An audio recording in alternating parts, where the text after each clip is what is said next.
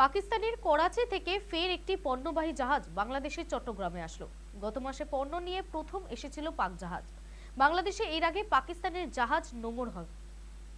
পাকিস্তানের করাচি বন্দর থেকে ফের পণ্যবাহী জাহাজ আসলো বাংলাদেশের চট্টগ্রাম বন্দরে।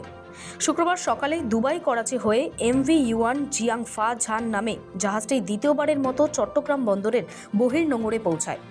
জাহাজটিতে প্রায় 825 একক কন্টেনার পৌঁছেছে। এরপর খালি কন্টেনার নিয়ে ফেরার কথা জাহাজটির। জানা গিয়েছে, পাকিস্তানের করাচি বন্দরের সঙ্গে চট্টগ্রামের জাহাজের মাধ্যমে যোগাযোগ চালু হয় গত নভেম্বরের দ্বিতীয় সপ্তাহে। প্রথমবার 370 একক কন্টেনার নিয়ে পৌঁছায় জাহাজটি। এর মধ্যে পাকিস্তান থেকে আনা হয় 297 একক কন্টেনার, বাকিগুলো সংযুক্ত আরব আমিরশাহী থেকে। এবার দ্বিতীয়বারের মতো পণ্য নিয়ে বাংলাদেশে আসা জাহাজটিতে প্রথমবারের চেয়ে সংখ্যায় অনেক বেশি কন্টেনার রয়েছে। এতে চিনি, সোডা অ্যাশ, ডেনিম ফেব্রিক, সুতো, ডলোমাইট লুমস, ন্যাচারাল ডলোমাইট, শুটকি, ইউপিএস, আলু, রেডিয়েটর কোর ইত্যাদি মালপত্র এসেছে। শিপিং এজেন্ট, বন্দর ব্যবহারকারী ও আমদানিকারকদের মতে দুবাই করাচি চট্টগ্রাম রুটে সরাসরি কন্টেনার জাহাজ চালু হওয়ায় ভাড়া ও সময় দুটোই কমেছে। এতে লাভবান হয়েছেন এই রুটের আমদানি ও রফতানিকারকরা। মোহাম্মদ ইউনূস অন্তর্বর্তীকালীন সরকারের প্রধান উপদেষ্টা হওয়ার পর পাকিস্তানের সঙ্গে সখ্য বাড়াতে নেওয়া পদক্ষেপগুলির মধ্যে সরাসরি বাণিজ্য অন্যতম। দায়িত্ব নেওয়ার 4.5 মাসের মধ্যে একমাত্র পাকিস্তানের প্রধানমন্ত্রী শাহবাজ শরীফের সঙ্গেই মোহাম্মদ ইউনূস দুবার সাক্ষাৎ করেছেন। আগামী বছরের প্রথমের দিকে ঢাকা সফরে যেতে পারেন পাক প্রধানমন্ত্রী।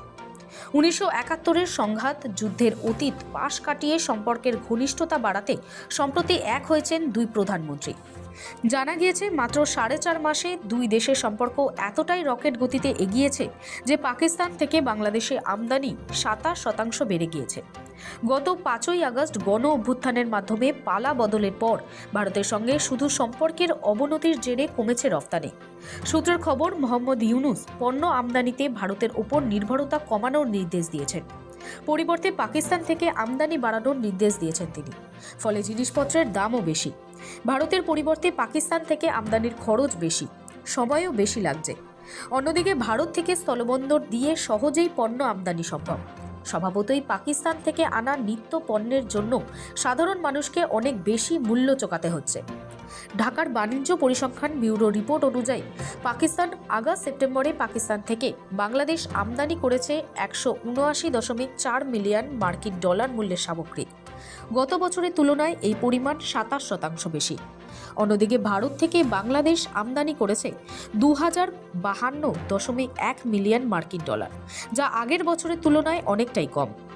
পাকিস্তান থেকে বাংলাদেশ পোশাক ও শিল্পের কাঁচামাল, রাসায়নিক এবং পেঁয়াজ, আলু আমদানি করত। এখন বিপুল পরিমাণে চিনি আমদানি শুরু করেছে। সেই সঙ্গে আগের তুলনায় সব পণ্যই পাকিস্তান থেকে বেশি পরিমাণে আমদানি করছে।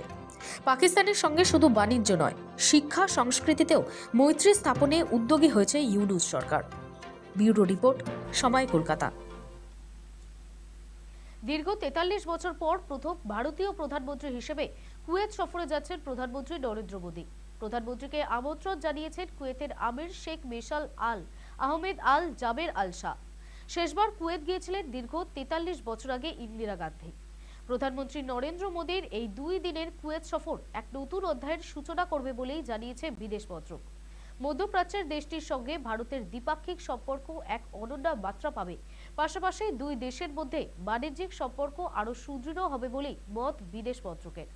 কুয়েতে প্রবাসী ভারতীয়দের অনুষ্ঠানে যোগ দেওয়ার পাশাপাশি একগুচ্ছ কর্মসূচি রয়েছে প্রধানমন্ত্রী নরেন্দ্র মোদীর।